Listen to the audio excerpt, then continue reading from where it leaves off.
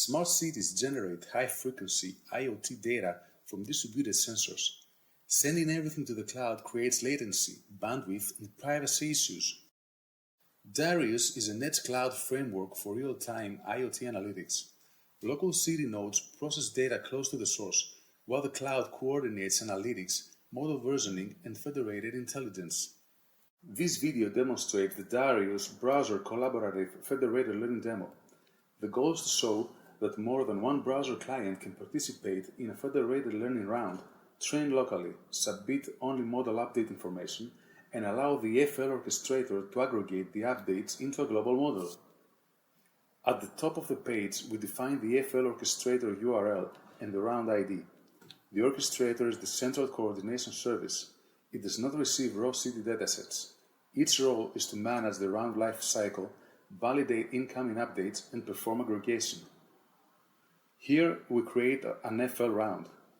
The round metadata defines the model family, the expected parameter format, the feature schema version, and the minimum number of browser updates required before aggregation. The model used in this demo is an experimental browser-side MLP classifier. It uses a 24-feature input schema and predicts the parking load class, low, medium, or high. This is not meant to be a heavy production model inside the browser. It is a controlled proof that lightweight local model updates can be generated and submitted from browser clients. Now we move to the two browser clients. Client A represents one local city environment, in this case Patra. Client B represents another local city environment, Kalamaria. Each browser client has its own small local fixture derived from its own city context. The important point is that the local rows stay inside the browser-side demo. The client computes a local update and prepares only model parameters and metadata for submission. After training, each client reports local training evidence: the city ID, runtime, number of local epochs, learning rate, before and after loss, before and after accuracy, and a label distribution for the local batch. This is the local learning step.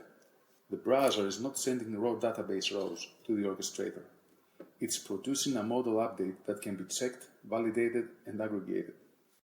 After the local updates are submitted, the orchestrator response shows that the HTTP request completed successfully and that the update was accepted.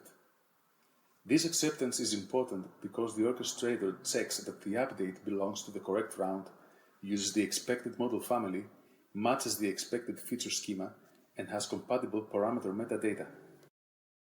Once both browser clients have submitted their updates, the aggregation step is triggered.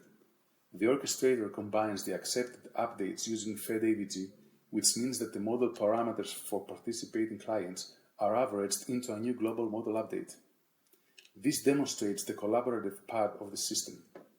Each city trains locally, but the system can still produce a shared model improvement. After aggregation, we fetch the global model.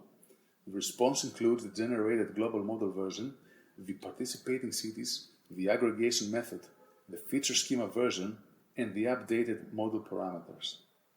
In a real deployment, this global model can then be redistributed back to participating city agents so that each local environment benefits from cross-city learning without exposing raw data. The demo also includes audit events. These events record the life cycle of the FL process: round creation, local update received, and aggregation completed. This is important for operational traceability. In a production system, auditability is necessary for understanding what model version was created, which clients contributed, and when the aggregation happened.